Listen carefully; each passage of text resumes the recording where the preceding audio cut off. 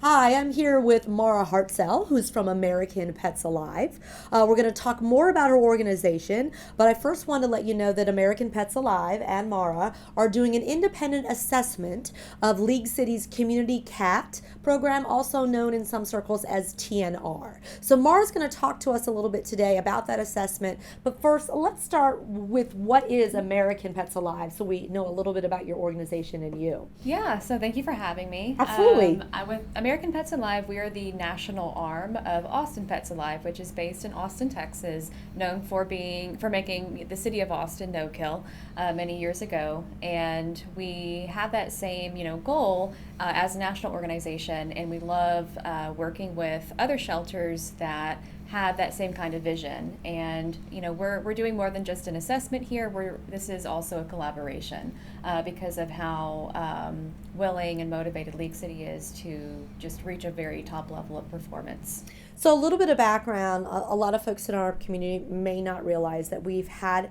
a lot of our citizens come forward and they're concerned about our community cat program, our TNR program. So, explain a little bit of what that is and what it is and what it isn't so Right. folks know. Right. So a TNR program, they're becoming more and more popular across the U.S. In Texas, especially, we're seeing a lot of progress being made. And TNR stands for. Trap, neuter, and return. Okay. And these are for outdoor community cats. You may just hear it referred to as a community cat program. I believe Lake City may be going in that direction. But TNR is proven. It's humane. It's life affirming. It's efficient. Especially in regards to taxpayer dollars. It's known as like a win-win solution when it comes to cat lovers and people who don't necessarily, sympathize with that Yeah. cause. But no, in League City, this is a new program. It's a new ordinance. Every city has this phase where if it's a new program, a new ordinance, there can be a lot of fears, a lot of maybe concerns about things changing, and is it good change? How's it going to change? Is all of this going to be ethical and fitting with the shelter's long-term scope and goal of being this high-performing no-kill shelter? And I'm just here to assist the city with that, to provide guidance when it comes to national best practices, ways of making sure that you have guardrails in place to ensure all of these individual cats are being serviced properly and humanely.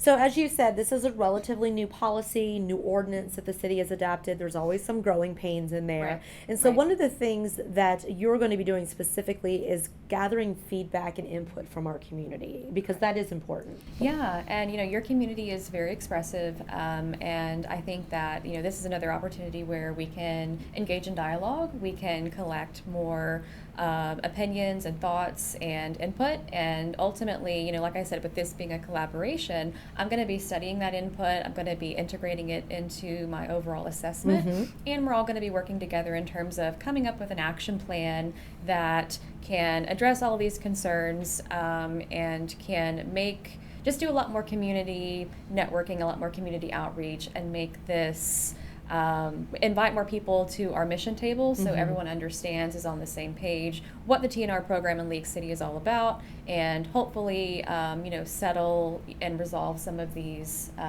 questions. So, a lot of education, obviously, too, in addition to just getting feedback. Yeah. So, you have been working with us for a couple of weeks, and I want to say thank you also because you're doing this at no charge, which is very unheard of for assessments and consultant work. So, Yeah. we're already saving the taxpayers' dollars. But tell me a little bit, just your first couple of weeks, your first findings, your first kind of preliminary Yeah. assessment. Yeah, so I met with shelter leadership. I met with city leadership, trying to understand exactly, where things are. I'm looking at data reports. I'm looking at policies. I am also, like reading public comments, reading emails. A lot of citizens have been reaching out to me directly, and I've been on the phone with them and emailing with them just to get a big picture view of how everyone sees it and what is the intended, effect of the program. Right. And one thing that I want to, observe too right now is that, for the past few months, while the program has been active, more than 8 out of 10 cats have been serviced through the traditional adoption program. That may not be super apparent to people. I think I've heard a lot of fears that, League City may be scaling back on its, traditional programs, and then TNR is going to become like the norm for every cat in League City, and that's not true. That's not how the data reflects. And, to my understanding, that's not the hope of League City at all. No. You want to continue to be a standout shelter with standout programs, and when I see, like 8 out of 10 cats are being serviced by the adoption program just by itself, that tells me that there's a very strong focus on the adoption program, and only about 16% of cats on average have actually gone through that TNR outcome pathway. So that's pretty standard. So there is a lot of rhetoric flying around on social media and a lot of incorrect information. So maybe we can kind of do some myth busters here about what is and is not happening, particularly what you have seen over the last couple of weeks. Yeah, so I think, again, that fear and concern of, are all cats just going to be seen as like a, one size fits all, they're all going to go through a TNR program, even when that does not suit them as an individual animal. And League City does not subscribe to that. I don't believe that to be the organizational, value system. It's a no-kill value system, and that means, addressing the needs of individual animals in an individualized way within reason, right? And with these TNR cats, these are like non-standard cats typically. They're typically unsocialized with people.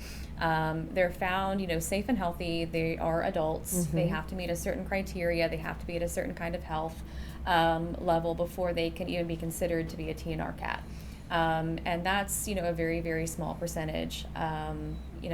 For example, out of 188 total outcomes, I think, with felines last month, the month before, there were only about 7, TNR cats. So that tells me, when I'm looking at the ratios, League City is putting a lot of thought and consideration into, like, if this cat is going to be eligible, it's not just a very quick decision. It's not every cat is going to be put out, back, outside. It is only for cats who are found to be like appropriately placed in those programs. Well, I'm glad that you said that, because the number one kind of comment that we're getting is that the animal shelter is releasing friendly, nice cats into the wild.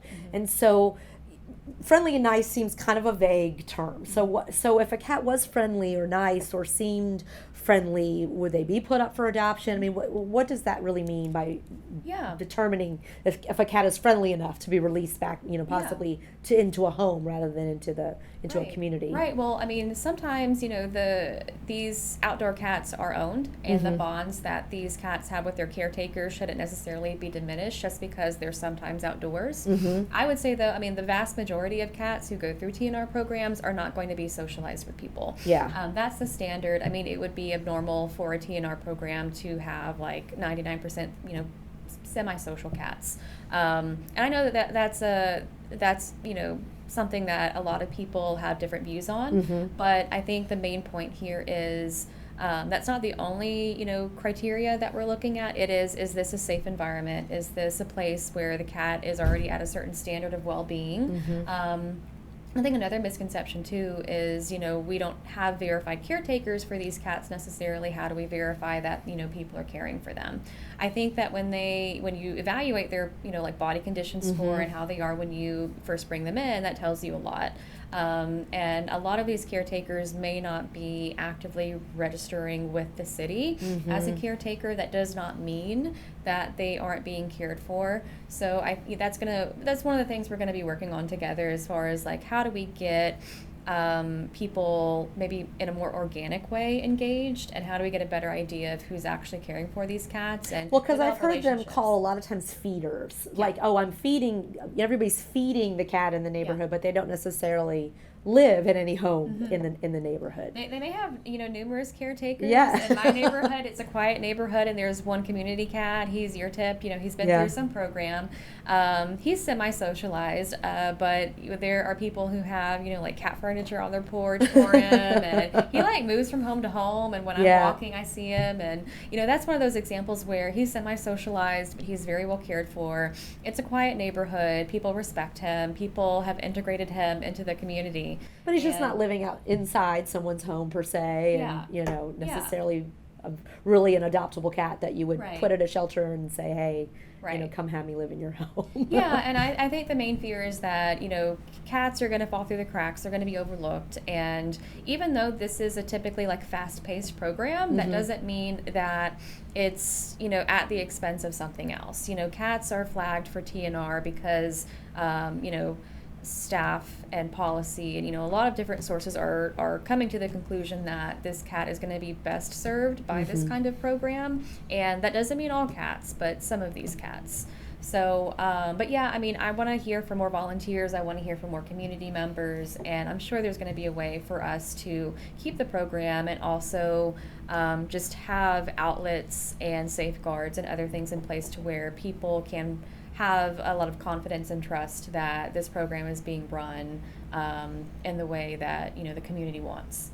Well, thank you for joining me today. We are actually going to have an online engagement tool that we've developed called League City Listens that literally has a page on our community cat program where folks will be able to watch this interview, but also to be able to take a survey, provide their comments and feedback, which will go directly to you. And that's important to us, is to make sure we have that community feedback and engagement, and we're listening not only to best policy around the United States and best practices, but also to the needs and wants, desires, of our community and what they would like to see.